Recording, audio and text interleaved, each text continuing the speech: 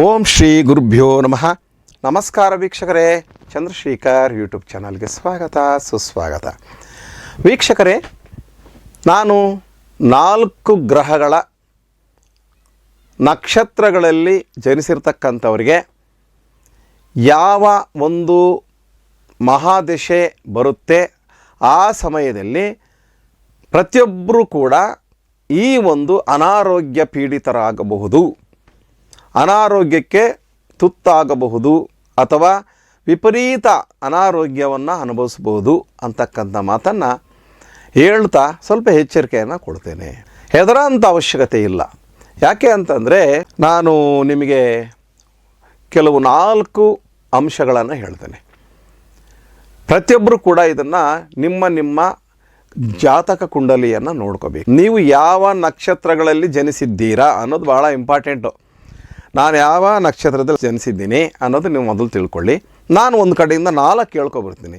ಈ ನಕ್ಷತ್ರಗಳಲ್ಲಿ ನೀವೇನಾದರೂ ಜನಿಸಿದರೆ ನೀವು ಬಹಳ ಸೀರಿಯಸ್ ಆಗಿ ಜಾತಕವನ್ನು ವಿಶ್ಲೇಷಣೆ ಮಾಡ್ಕೋಬೇಕು. ಜೊತೆಗೆ ನಿಮ್ಗೆ ಯಾವ ಮಹಾದಶೆ ನಡೀತಿದೆಯಾ ಅನ್ನೋದು ತಿಳ್ಕೊಬೇಕು. ಇದು ಇಂಪಾರ್ಟೆಂಟ್ ನೋಡಿ. ಈಗ ಮೊದಲು ಮಂಗಳ ಗ್ರಹ. ಮಂಗಳ ಗ್ರಹಕ್ಕೆ ಸಂಬಂಧಪಟ್ಟಂತಹ 3 ನಕ್ಷತ್ರಗಳು ಚಿತ್ತ ನಕ್ಷತ್ರ, ಧನಿಷ್ಠ ನಕ್ಷತ್ರ ಮತ್ತು ಮೃಗಶಿರ ನಕ್ಷತ್ರಗಳು. ಇವು 3 ನಕ್ಷತ್ರಗಳಲ್ಲಿ ನೀವು ಜನಿಸಿದ್ದೀರಾ ಅಂತ ಇಟ್ಕೊಳ್ಳಿ. ನಿಮಗೆ 4ನೇ ಮಹಾದಶೆ ಬರುತ್ತೆ. ಜಾತಕ ಕುಂಡಲಿಯನ್ನು ನೋಡಿದ್ರೆ ಗೊತ್ತಾಗುತ್ತೆ. 4ನೇ ಮಹಾದಶೆ ಅವಧಿಯಲ್ಲಿ ನಿಮಗೆ ಶನಿಯ ಒಂದು ಅವಧಿ ಬರುತ್ತೆ, ಶನಿ ಮಹಾದಶೆ ಬರುತ್ತೆ. ಆ ಶನಿ ಮಹಾದಶೆ ಬಂದಾಗ ತುಂಬ ಅನಾರೋಗ್ಯ ಪೀಡಿತರಾಗ್ತಕ್ಕಂಥದ್ದು. ಕೆಲವರು ಭಾಳಷ್ಟು ಜನ ಈ ಒಂದು ದಶಾಭುಕ್ತಿಯಲ್ಲಿ, ಶನಿ ದಶಾಭುಕ್ತಿಯಲ್ಲಿ ಅನಾರೋಗ್ಯಕ್ಕೆ ಈಡಾಗ್ತಾರೆ.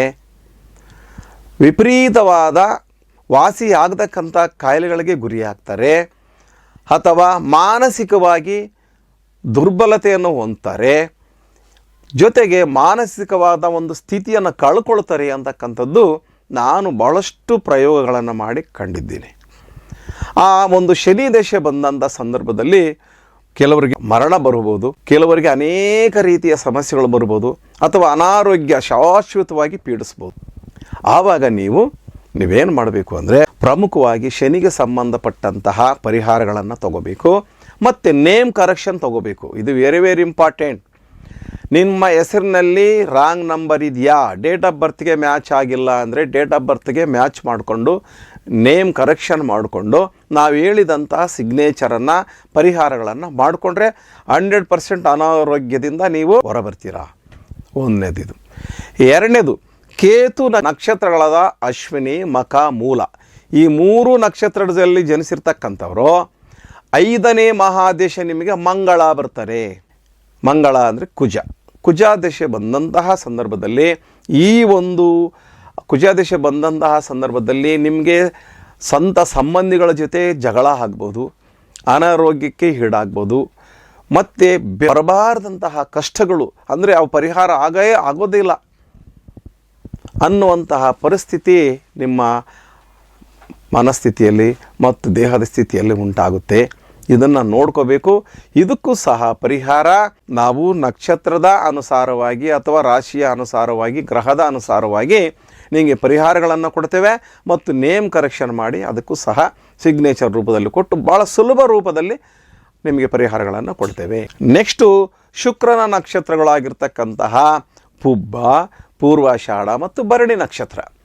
ಈ 3 ನಕ್ಷತ್ರದಲ್ಲಿ ಜನಿಸಿರ್ತಕ್ಕಂಥವರು ನಿಮಗೆ 6ನೇ ಮಹಾದಶೆ ಗುರು ಮಹಾದಶೆ ಬರುತ್ತೆ.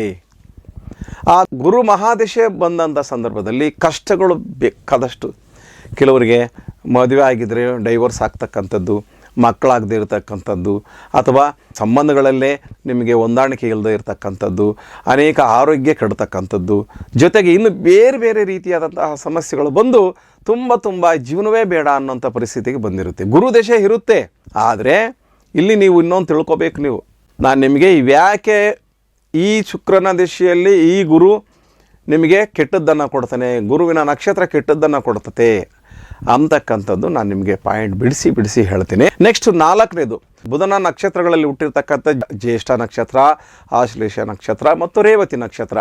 ಈ 3 ನಕ್ಷತ್ರಗಳಲ್ಲಿ ಜನಿಸಿರ್ತಕ್ಕಂಥವ್ರು 7ನೇ ಮಹಾದಶೆ ಯಾವುದು ಅಂದರೆ ರಾಹು. ನೋಡಿ, ರಾಹುವಿನ ಮಹಾದಶೆಯಲ್ಲಿ ನಿಮಗೆ ಅನೇಕ ರೀತಿಯ ಸಮಸ್ಯೆಗಳು ಬರ್ತವೆ. ಮುಖ್ಯವಾಗಿ ಆರೋಗ್ಯ ಕಾಯಿಲೆಗಳು, ಹೊಸ ಕಾಯಿಲೆಗಳು ಬರ್ತಕ್ಕಂಥದ್ದು, ಆ ಕಾಯಿಲೆ ಇದ್ದಂಥದ್ದು ಇನ್ನೂ ಜಾಸ್ತಿ ಆಗ್ತಕ್ಕಂಥದ್ದು, ಅಥವಾ ಆಪ್ರೇಷನ್ಗಳಾಗ್ತಕ್ಕಂಥದ್ದು, ಶಸ್ತ್ರಚಿಕಿತ್ಸೆಗಳು ಆದರೂ ಕೂಡ ವಾಸಿಯಾಗದೇ ಇರತಕ್ಕಂಥದ್ದು, ಪರ್ಮನೆಂಟಾಗಿ ಹಾಸಿಗೆ ಮೇಲೇ ಮಲಗ್ತಕ್ಕಂಥದ್ದು, ಈ ರೀತಿಯಾದಂತಹ ಸಮಸ್ಯೆಗಳು ಬರುತ್ತೆ ರಾಹು ಮಹಾದಶೆಯಲ್ಲಿ. ನೋಡಿ, ಈಗ 4 ಅಂಶ ಹೇಳಿದೆ. 4 ಅಂಶಗಳು ಯಾಕೆ ಏನಕ್ಕೆ ಬರೋದು ಅಂತ ನಿಮಗೆ ಹೇಳ್ತೀನಿ. ನೋಡಿ, ಮಂಗಳನ ನಕ್ಷತ್ರಗಳು ಜನಿಸಿರ್ತಕ್ಕಂಥವರಿಗೆ ಶನಿಯ ಮಹಾದಶೆಯಲ್ಲಿ ಕಾಯಿಲೆಗಳು ಬರೋದು, ಸಮಸ್ಯೆಗಳು ಬರೋದು. ಯಾಕಂದರೆ ಮಂಗಳನಿಗೂ ಮತ್ತು ಶನಿಗೂ ಆಗೋದಿಲ್ಲ, ಇದು ವಿರುದ್ಧ ಗ್ರಹಗಳು. ಒಂದು ಮತ್ತು ಕೇತುವಿನ ನಕ್ಷತ್ರಗಳಲ್ಲಿ ಹುಟ್ಟಿದಂಥವರು ಮಂಗಳನ ದಶೆಯಲ್ಲಿ ಅನೇಕ ಕಾಯಿಲೆಗಳಿಗೆ ತುತ್ತಾಗ್ತಾರೆ, ಮತ್ತು ಕೇತು ಮಂಗಳ ವಿರುದ್ಧ, ಇದು ತಿಳ್ಕೊಂಡಿರಿ. ನೆಕ್ಸ್ಟು ಶುಕ್ರನ ನಕ್ಷತ್ರಗಳಲ್ಲಿ ಜನಿಸಿರ್ತಕ್ಕಂಥವ್ರು ಗುರು ದಶೆ ಬಂದಂತಹ ಸಂದರ್ಭದಲ್ಲಿ ಕಷ್ಟಗಳು ಬರುತ್ತೆ. ಏಕೆ? ಶುಕ್ರ ರಾಕ್ಷಸರ ಗುರು ಆಗಿರ್ತಾನೆ, ಗುರು ದೇವತೆಗಳ ಗುರು ಆಗಿರ್ತಾನೆ, ಒಂದಕ್ಕೊಂದು ಆಪೋಸಿಟ್ ಆಗೋದಿಲ್ಲ. ಇದು ಒಂದು. ಬುಧನ ನಕ್ಷತ್ರಗಳಲ್ಲಿ ಜನಿಸಿರ್ತಕ್ಕಂಥವ್ರು ರಾಹು ದಶೆ ಬಂದಾಗ ಯಾಕೆ ಅನಾರೋಗ್ಯ ಪೀಡಿತರಾಗ್ತಾರೆ? ಬುಧನಿಗೂ ಮತ್ತು ರಾಹುಗೂ ಆಗೋದಿಲ್ಲ. ಹಾಗಾಗಿ ಈ 4 ಅಂಶಗಳನ್ನು ನೀವು ಬಹಳ ಚೆನ್ನಾಗಿ ಸೀರಿಯಸ್ ಆಗಿ ಗಮನಿಸಬೇಕು. ಜಾತಕ ವಿಶ್ಲೇಷಣೆ ಮಾಡಿಸ್ಬೇಕು. 35-40 ವರ್ಷ ದಾಟಿದ ಮೇಲೆ ನೀವು ಪ್ರತಿಯೊಬ್ಬರು ಕೂಡ ಏನಾದರೂ ಆರೋಗ್ಯ ಸಮಸ್ಯೆ ಬಂದಾಗ ಜಾತಕವನ್ನು ಫಸ್ಟು ನೀವು ಒಳ್ಳೆಯ ಶಾಸ್ತ್ರಜ್ಞರ ಹತ್ರ ಸಂಖ್ಯಾಶಾಸ್ತ್ರ, ಜ್ಯೋತಿಷ್ಯ ಶಾಸ್ತ್ರ ಎಲ್ಲವನ್ನು ತಿಳಿಸಿ ನೀಟಾಗಿ ಹೇಳ್ತಕ್ಕಂಥವರಲ್ಲಿ ನೀವು ಒಂದು ಸಲ ಪರಿಶೀಲನೆ ಮಾಡ್ಕೋಬೇಕು. ನೇಮ್ ಕರೆಕ್ಷನ್ನು ಅವ್ರು ಹೇಳಿದಂಥ ರೀತಿಯಲ್ಲಿ ವೆರಿ ಸಿಂಪಲ್ಲಾಗಿ ಆಗುತ್ತೆ. ಸುಮ್ಮನೆ ಲಕ್ಷಾಂತರ ಗಟ್ಟಲೆ ನೀವು ಹಾಸ್ಪಿಟ್ಲಿಗೆ ಇಡಬೇಡಿ. ಬಹಳ ಸುಲಭವಾಗಿ ಆಗ್ತಕ್ಕಂಥ ವಿಧಾನ ಇದು.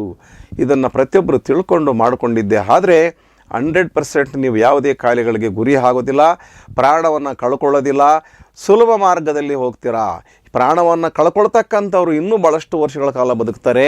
ಕಾಯಿಲೆ ಜಾಸ್ತಿ ಇರ್ತಕ್ಕಂಥವ್ರು ನೀಟಾಗಿ ಕಾಯಿಲೆ ವಾಸಿಯಾಗಿ ಇನ್ನೂ ಭಾಳ ವರ್ಷ ಬದುಕ್ತಕ್ಕಂತಹ ಒಂದು ಒಳ್ಳೆಯ ಪರಿಹಾರ ಅಂತ ಹೇಳ್ತಾ, ವೀಕ್ಷಕರೇ, ಈ ಒಂದು ವಿಡಿಯೋ ಇಷ್ಟ ಆದರೆ ಲೈಕ್ ಮಾಡಿ, ಸಬ್ಸ್ಕ್ರೈಬ್ ಮಾಡಿ, ಕಮೆಂಟ್ ಮಾಡಿ ಹಾಗೂ ಶೇರ್ ಮಾಡಿ. Thank you. ನಮಸ್ಕಾರ.